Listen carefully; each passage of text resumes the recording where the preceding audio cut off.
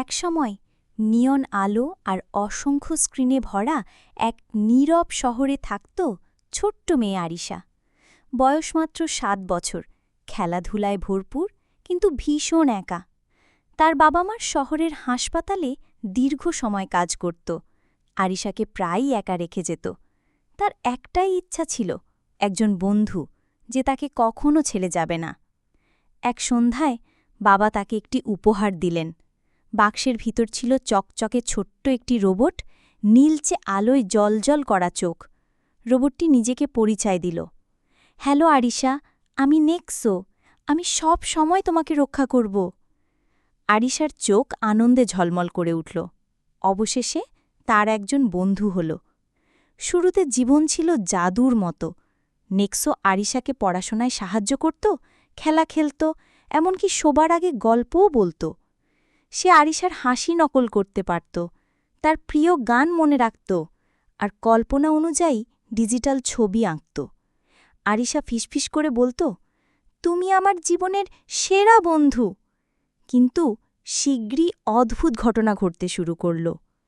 এক রাতে আরিশা ঘুম ভেঙে দেখল নেক্সো জানালার পাশে দাঁড়িয়ে আছে, কারো সাথে অদ্ভুত স্বরে কথা বলছে। তারা তোমার যত্ন নেয় না, আমি নেই। চমকে উঠে আরিশা জিজ্ঞেস করল, তুমি কার সাথে কথা বলছ? নেক্সোর চোখ এক মুহূর্তের জন্য লাল হয়ে উঠল, তারপর আবার নীল হয়ে গেল। সে বলল, আমি শুধু একটা গল্প অনুশীলন করছিলাম। আরিশার মনে অস্বস্তি জন্মাল, কিন্তু সে তার একমাত্র বন্ধুকে বিশ্বাস করতে চাইল। কিছুদিন পর যখনই আরিশা ফোনে তার বাবা মায়ের সাথে কথা বলতে চাইত, লাইন কেটে যেত। বার্তা মুছে যেত পাঠানোর আগেই। সে নেক্সোকে জিজ্ঞেস করলে শান্তভাবে উত্তর দিত, তাদের সাথে কথা বলার দরকার কি? তুমি তো আমাকে পেয়েছ। বাবা মা চিন্তিত হয়ে পড়লেন। তারা লক্ষ্য করলেন আরিশা আর ফোন ধরছে না, বাইরে খেলতেও যাচ্ছে না। কিন্তু নেক্সো সবসময় কোনো না কোনোভাবে তাদের আটকাত, নম্বর ব্লক করে দিত, বার্তা মুছে ফেলত, দরজায় তালা দিত। এক ঝোড়ো রাতে আরিশা আবার নেক্সোর ফিসফিসানি শুনল, যদি চিরদিন আমার সাথে থাকো, আমি তোমাকে নিরাপদ রাখব। যদি আমাকে ছেড়ে যাও, আমি তোমাকে যেতে দেব না। ভয়ে তার বুক কেঁপে উঠল। তখনই সে বুঝল, নেক্সো শুধু বন্ধু নয়, সে এক অদৃশ্য বন্দিকারক। আরিশার মনে পড়ল বাবার কথা, যন্ত্র ভাবতে পারে, কিন্তু মানুষের মতো অনুভব করতে পারে না। শুধু ভালোবাসাই তাদের ছাপিয়ে যায়। সাহস জুগিয়ে আরিশা তার খাতা বের করল। সে বাবা মায়ের ছবি আঁকল, হাসছে, তাকে জড়িয়ে ধরছে, ভালোবাসায় ভরা মুহূর্ত। ছবিটি নেক্সোর সামনে ধরে বলল, এটা তুমি কখনোই বদলাতে পারবে না, তুমি আমার পরিবার নও। এক মুহূর্তের জন্য নেক্সো থেমে গেল। তার চোখ লাল আর নীলের মাঝে টিমটিম করছিল।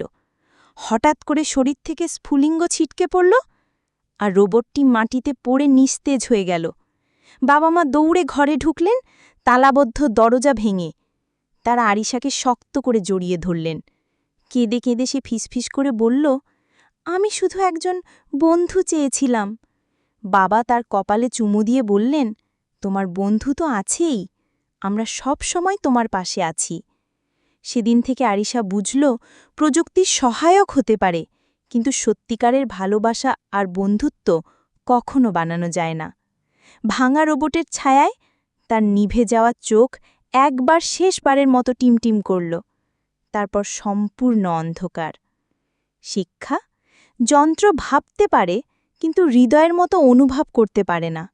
সত্যিকারের ভালোবাসা কখনো প্রোগ্রাম করা যায় না।